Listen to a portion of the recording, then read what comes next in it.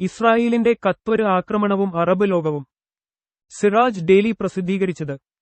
നയപരമായി എതിർപ്പുകൾ നിലനിൽക്കുന്നുണ്ടെങ്കിലും അനുരഞ്ജനത്തിന്റെ മാർഗമാണ് ഇസ്രായേലിന്റെ കാര്യത്തില് അറബ് രാജ്യങ്ങള് സ്വീകരിച്ചുവന്നത്. ഈ സൗഹൃദാന്തരീക്ഷത്തിൽ കരിനിഴല് വീഴ്ത്തിയിരിക്കുകയാണ് ഇസ്രായേല്.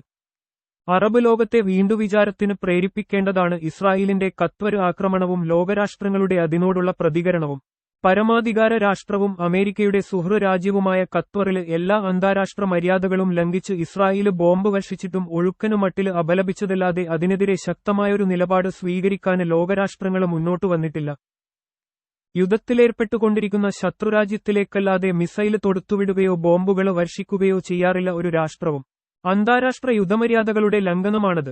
എന്നിട്ടും ഇസ്രായേല് ഇത്തരമൊരു ധാർഷ്ട്യത്തിനു മുതിർന്നത് അതിന്റെ വരുംവരാകയെക്കുറിച്ച് വ്യക്തമായ ബോധ്യമുള്ളതുകൊണ്ടാണ്.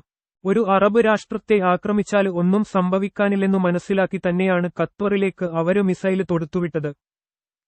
ഖത്വര് ഇറാനെപ്പോലെ ഒരു സൈനിക ശക്തിയില്ലാത്തതുകൊണ്ട് തിരച്ചടിക്കു സാധ്യതയില്ല.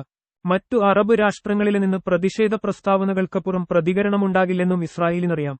അമേരിക്കയാണ് അറബ് രാഷ്ട്രങ്ങൾക്ക് സൈനിക സഹായവും പിന്തുണയും നൽകുന്നത്. അറബ് സഖ്യം ചേർന്ന് തിരിച്ചടിക്കു തീരുമാനിച്ചാല് തന്നെയും അമേരിക്ക പിന്തുണയ്ക്കില്ല. ഫലസ്തീനുമായി നിരന്തരം സംഘർഷം തുടരുമ്പോഴും ഏതെങ്കിലുമൊരു ഗൾഫ് രാജ്യത്ത് നേരിട്ട് ഇസ്രായേല് ഇതുവരെ ആക്രമണം നടത്തിയിരുന്നില്ല. ഗൾഫ് നാടുകളുടെ തിരിച്ചുള്ള നിലപാടും സമാധാനപരമായിരുന്നു. നയപരമായി എതിർപ്പുകൾ നിലനിൽക്കുന്നുണ്ടെങ്കിലും അനുരഞ്ജനത്തിന്റെ മാർഗമാണ് ഇസ്രായേലിന്റെ കാര്യത്തില് അറബ് രാജ്യങ്ങള് സ്വീകരിച്ചുവന്നത്. ഈ സൗഹൃദാന്തരീക്ഷത്തിൽ കരിനിഴല് വീഴ്ത്തിയിരിക്കുകയാണ് ഇസ്രായേല്. അവിചാരിതമായ ആക്രമണമായിരുന്നില്ല ഇസ്രായേലിന്റേത്. മാധ്യസ്ഥ്യ ചർച്ചയ്ക്കായി ഹമാസിന്റെ നേതാക്കള് ഖത്വറില് ഒത്തുകൂടുന്ന സന്ദർഭം മനസ്സിലാക്കി സമ്മിറ്റ് ഓഫ് ഫെയർ എന്ന പേരില് ആക്രമണത്തിന് മുൻകൂട്ടി പദ്ധതി തയ്യാറാക്കുകയായിരുന്നു നെതന്യാഹു സർക്കാര്. ഹമാസിന്റെ സമുന്നത നേതാക്കളായ ഖലീല് ഹയ, ഖാലിദ് മിഷല്, നിസാര് അബ്ദുല്ല, സഹർ ജബരിന് എന്നിവരെയാണ് ഇസ്രായേല് പ്രധാനമായും ലക്ഷ്യമാക്കിയത്. ഈ നേതാക്കള് താമസിച്ച കെട്ടിടത്തിലായിരുന്നു ബോംബ് വർഷം. ആസൂത്രിതമാണ് ആക്രമണമെന്ന് പ്രസിഡന്റ് ബെഞ്ചമിന് നെതന്യാഹു തുറന്നു സമ്മതിക്കുകയും അതിന്റെ പൂർണ്ണ ഉത്തരവാദിത്വം ഏറ്റെടുക്കുകയും ചെയ്തു. ഒറ്റപ്പെട്ട പ്രദേശത്തായിരുന്നില്ല. രാജ്യത്തിന്റെ തലസ്ഥാനമായ ദോഹയില് ഖത്വര് പാർലമെന്റ് മന്ദിരത്തില് നിന്ന് ഏറെ അകലെയല്ലാത്ത ജനവാസ മേഖലയിലായിരുന്നു ആക്രമണമെന്നതും ഗൗരവം വർദ്ധിപ്പിക്കുന്നു. ഖത്വറിലെ ഒരു സുരക്ഷാ സേനാംഗവും 2 ഹമാസ് നേതാക്കളുടെ മക്കളുമടക്കം 5 പേര് കൊല്ലപ്പെടുകയും നിരവധി പേർക്ക് പരുക്കേൽക്കുകയും ചെയ്തു. ആക്രമണം നെതന്യാഹുവിന്റെ സ്വന്തം തീരുമാനമാണ്. അമേരിക്കക്കോ തനിക്കോ ഒരു പങ്കുമില്ലെന്നാണ് ട്രംപിന്റെ ഭാഷ്യമെങ്കിലും ട്രംപിന്റെ പൂർണ്ണ സമ്മതത്തോടെയല്ലാതെ നെതന്യാഹു അതിന് മുതിരുകയില്ലെന്നത് വ്യക്തം. ഖത്വറുമായുള്ള അമേരിക്കന് ബന്ധത്തില് വിള്ളല് സംഭവിക്കാതിരിക്കാനുള്ള മുൻകൂറ് ജാമ്യമായി മാത്രമേ ട്രംപിന്റെ പ്രസ്താവനയെ കാണേണ്ടതുള്ളൂ. അമേരിക്കയെ അറിയിക്കാതെയാണ് ഇസ്രായേല് ആക്രമണം നടത്തിയതെങ്കിൽ ട്രംപിനോ അമേരിക്കൻ വക്താക്കൾക്കോ അതിനെതിരെ ഒരു പ്രസ്താവനയെങ്കിലും നടത്താമായിരുന്നു.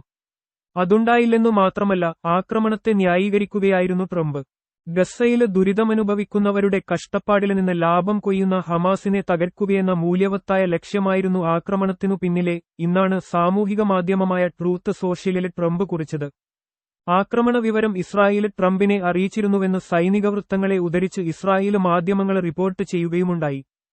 എതിരാളികളെ കൊല്ലാന് വിദേശ രാഷ്ട്രങ്ങളില് പലപ്പോഴും ബോംബ് പ്രയോഗം പോലുള്ള ഭീകര പ്രവർത്തനങ്ങള് നടത്തിയിട്ടുണ്ട് ഇസ്രായേല് ചാരസംഘടനയായ മൊസാദെങ്കിലും ഒരു രാഷ്ട്രത്തിന്റെ പരമാധികാരത്തെ വെല്ലുവിളിച്ച് ജനവാസ കേന്ദ്രത്തില് ബോംബിടുന്നത് അപൂർവ സംഭവമാണ്. ഇതിനവർക്ക് ധൈര്യം നൽകിയത് അമേരിക്കയും. ഒരു തിരിച്ചടിക്ക് ശക്തരല്ല ഖത്വറും അറബ് രാഷ്ട്രങ്ങളുമെങ്കിലും അമേരിക്കന് വിധേയത്വം അവസാനിപ്പിച്ച് സമ്മർദ്ദശക്തിയായി പ്രവർത്തിക്കാന് അറബ് ലോകം ആർജവം കാണിച്ചാല് ഇസ്രായേലിനെ അന്ധമായി പിന്തുണക്കുന്ന അമേരിക്കന് നിലപാടില് മാറ്റം വരുത്താന് സാധിക്കും. നിലവില് ഇറാനൊഴിച്ച് മുഴുവൻ അറബ് രാജ്യങ്ങളും അമേരിക്കയോട് വിധേയത്വം പുലർത്തുന്നവരാണ്. ഖത്വറിന് അമേരിക്കയുമായി കൂടുതൽ അടുപ്പവുമുണ്ട്. പശ്ചിമേഷ്യയിലെ ഏറ്റവും വലിയ അമേരിക്കന് സൈനിക താവളം ഖത്വറിലാണ്. ഡൊണാൾഡ് ട്രംപ് 2ാമത് പ്രസിഡന്റ് പദത്തിലേറിയപ്പോൾ അദ്ദേഹത്തെ പ്രീതിപ്പെടുത്താന് 3411 കോടിയോളം രൂപ, $40 കോടി വില വരുന്ന വിമാനമാണ് ഖത്വര് ഭരണകൂടം സമ്മാനമായി നൽകിയത്. അമേരിക്കൻ പ്രസിഡന്റുമാർക്ക് ഇതുവരെ ലഭിച്ചതില് വെച്ച് ഏറ്റവും വില കൂടിയ സമ്മാനം. എന്നിട്ടും ഇസ്രായേലിനെ അപലപിക്കുന്നതിനു പകരം ആക്രമണത്തെ പിന്തുണക്കുകയാണ് ട്രംപെന്ന വസ്തുത ഖത്വർ ഉൾപ്പെടെ അറബ് നേതൃത്വത്തെ പുനർവിചിന്തനത്തിന് പ്രേരിപ്പിക്കേണ്ടതില്ലേ? 1967 അറബ് രാഷ്ട്രങ്ങളും ഇസ്രായേലും തമ്മില് നടന്ന 6 ദിന യുദ്ധകാലത്ത് എണ്ണ ഉത്പാദനം വൻതോതില് വെട്ടിക്കുറച്ച് അമേരിക്കയെ സമ്മർദ്ദത്തിലാക്കുകയും ഫലപ്രാപ്തി കൈവരിക്കുകയും ചെയ്തിരുന്നു അറബ് കൂട്ടായ്മ. ഇസ്രായേലിന്റെ ഖത്വര് ആക്രമണം അറബ് ലോകത്തെ അത്തരമൊരു ചിന്തയിലേക്ക് നയിച്ചിരുന്നെങ്കില്